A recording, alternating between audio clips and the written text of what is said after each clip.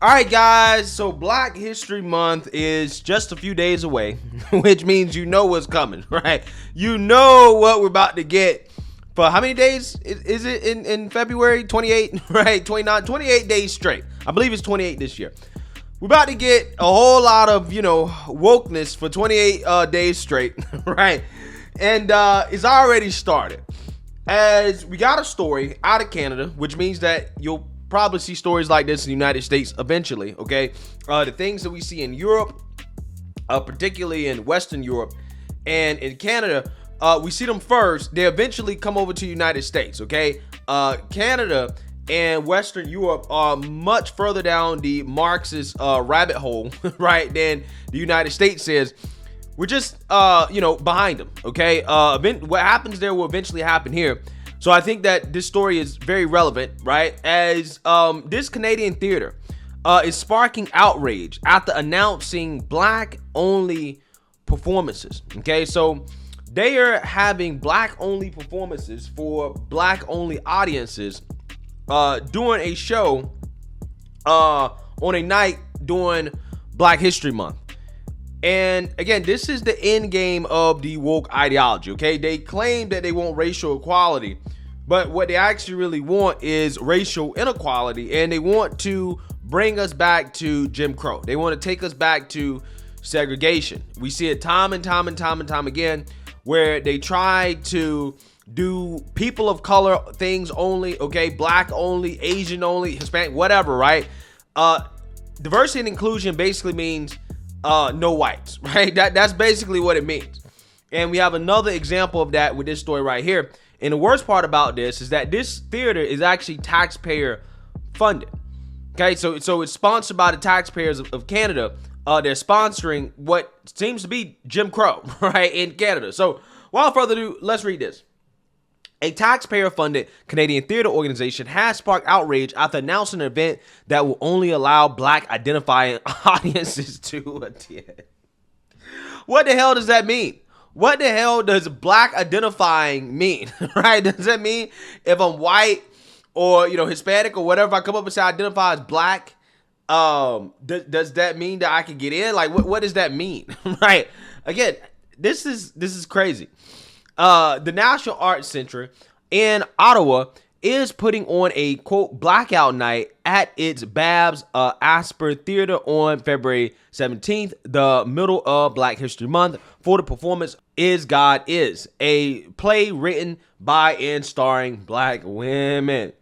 A blackout is an open invitation to Black identifying audiences to come and experience performances with their community, the theater announced earlier this month. Quote, the evenings will provide a dedicated space for Black theater goers to witness a show that reflects the vivid kaleidoscope that is the Black experience. The event promptly sparked backlash on social media. Quote, cultural apartheid, the identitarian left proudly appropriates an oldie but goodie. Canada is starting to make the U.S. seem like hungry. Racism is live and well in Canada. I hope this event is boycotted. So given that the National Arts Center now does single race only shows, are they planning on doing a whites only show? No, you can't do that. You can't do a whites only show. Okay, white people can't have their own thing, right? Whites have to open up everything to others, right? But others don't have to open up their stuff to whites, right? That's how it works, okay? And they say that this is equality, right? This is equality. This is what they say. But the quote, Is God Is performance will not be the only Black invitation event sponsored by the National Arts Center. A second blackout show is scheduled for the May 5th performance of Heaven at the Azari Studio. The NAC, a federal cultural organization, said it was inspired to host two blackout shows after Broadway held a similar event in 2019 for Jeremy O'Hara's Slave Play. Quote, honored that Canada's NAC is standing by their commitment to a blackout performance of one of my favorite plays, Is God Is, O'Hara's tweeted. However, in spite of its own announcement, a spokesperson for the NAC told Quillet podcaster Jonathan Kay that ushers will not be race checking attendees at the door. Quote, No one will be turned away at the door, the spokesperson assured K. Okay, so why advertise that then? Right? Why advertise that if that's not the case, right? If you're telling people that, hey, this is for black folks only, then surely non-black people are not going to feel welcome, right? You don't want them to be there. So why would anybody show up to an event when you're advertising it as, well, it's black only, right? If white people show up, are you going to beat them up? Okay, you might not turn them away from the door because that might be illegal, right? Not sure if it's legal to do that in Canada. But hey, maybe, just maybe you won't make them feel welcome to be there, right? Maybe that's what will happen. Again, this is just absolutely crazy. Absolutely crazy.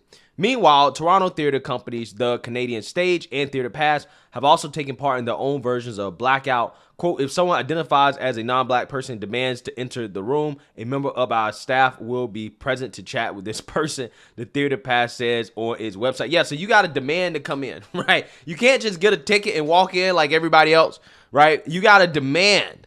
You got to demand to come in. They're going to give you pushback, right? So they say, look, you're not going to be turned away, but we're going to give you pushback, right? We're going to give you pushback. You got to demand to come in as a non-black person. Incredible. Quote, we try our best to have this labor land on a non-black staff member, and we will have non-black front of house leadership or technical production team members present in the lobby to help de-escalate such situations. Absolutely ridiculous. Absolutely ridiculous. And I think the craziest part about this is that this is counterproductive to what these people claim that they want, right? They want people to understand black folks, to appreciate black culture, to stop stereotyping black people, but yet they don't want non-black people to be a part of anything that they deem to be a black-only thing, right? They don't want non-black people to celebrate with black people, I guess, Black History or whatever, since it's Black History Month. Again, this makes no sense whatsoever, right? If I was one of these woke warriors, right, I would be welcoming so many people. I'll be welcoming all non-blacks to these events, right? Because those are the people that need to come, right? Those are the people that need to be there, okay? That's what I'll be doing. If I wanted to create understanding, right? If I wanted to have equality, that's what I would do, right? But again, I don't know what the goal of these people are. I don't know what they want. To me, they seem to act more like white supremacists than anybody else. Because if I was a white supremacist, I would be totally fine with this. I'm like, oh, this is great. This is awesome. The Negroes want to just celebrate among themselves. Cool. Ain't got no problem with that, right?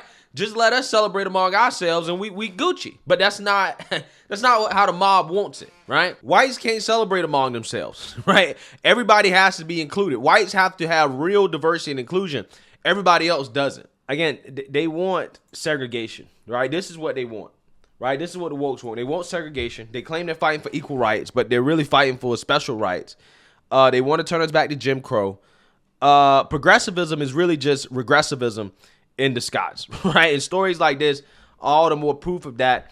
Again, wouldn't be surprised to see this come to the United States. I mean, it's already here, right? It's already here. We've heard about school board meetings and stuff like that are for people of color only, right? We've heard about these type of stuff happening here in the United States. It really is a shame, man. Again, progressives used to be the ones that were fighting for racial equality and, you know, be against segregation, but now they're the ones that are for segregation and they're for racial inequality. It's really sad to see how much the progressive movement has become what they claim they despise. So let me know what you guys think. Make sure you like, comment, and subscribe. Most importantly, share a black conservative perspective. Peace.